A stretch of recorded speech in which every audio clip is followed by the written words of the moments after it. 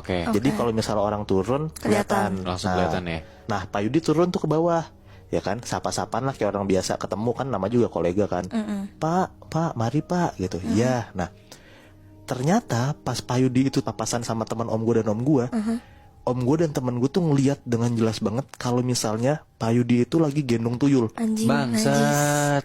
Bener-bener tuyul yang kayak bayangan lu, Iya, kebayang. botak, telanjang, Aduh. masih kecil mukanya kayak sedih gitu. Tapi pas Pak Yudi ini ngelewatin om gue dan temennya, si tuyul ini tuh ngeliatin melotot om gue dan temennya sambil ngences. Anjing. Anjrit. Kayak pas Pak Yudi tuh di jalan gitu, kepala si tuyul ini bener-bener ngeliatin aja ke om gue dan temennya. Aduh. Anjing, najis banget. Gitu, jadi kayak bener-bener akhirnya terbukti kan, om gue tuh bisa sadar, bisa ngeliat juga kalau misalnya emang bener kalau misalnya Pak Yudi ini pesugihan dan dia melihara tuyul.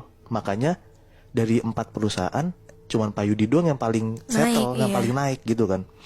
Nah udahlah, semenjak kejadian itu Pak Yudi kan makin sukses kan. Nah beriringan dengan Pak Yudi itu sukses, teman-teman kantornya Pak Yudi, teman-teman kantor om gue tuh sering banget ngedenger kalau misalnya keluarga Pak Yudi ini banyak banget yang meninggal. Wah, anjrit. Omnya, kayak sepupunya, kayak keponakannya, sampai anak paling kecilnya Pak Yudi itu meninggal. Aduh. Padahal anaknya tuh baru sekitar 3-4 tahun umurnya. Itu masih kecil banget. Masih kecil banget. Itu berarti kena tumbal dong keluarganya. Nah, pas koleganya om gue itu dengar kalau misalnya anaknya Pak Yudi itu yang paling kecil meninggal, ngelayat lah, ya kan. Nah, tapi yang ngelayat tuh kayak cuman sekitar 2-3 orangan. Nah, datanglah 3 temennya om gue ini ngelayat ke kuburan yang tempat anaknya dikuburin gitu.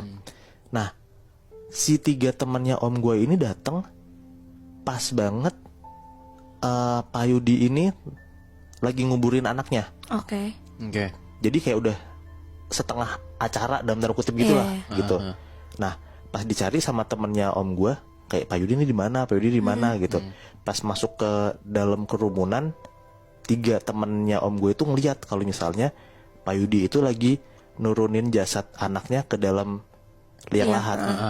Nah, pas banget si 3 temennya om gue ini ngeliat kalau misalnya Pak Yudi ini masuk ke liang lahat. Kan biasa kalau di liang lahat itu cuma bertiga kan. Iya. Biasanya bertiga nurunin mayat kan. Bagian pala, bagian Tengah sama kaki.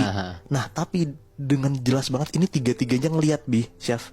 Mereka bertiga lihat kalau misalnya yang ada di liang lahat itu bukan bertiga, Berapa? tapi berlima.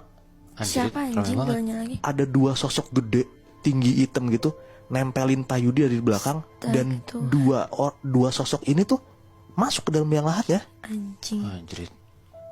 Ih.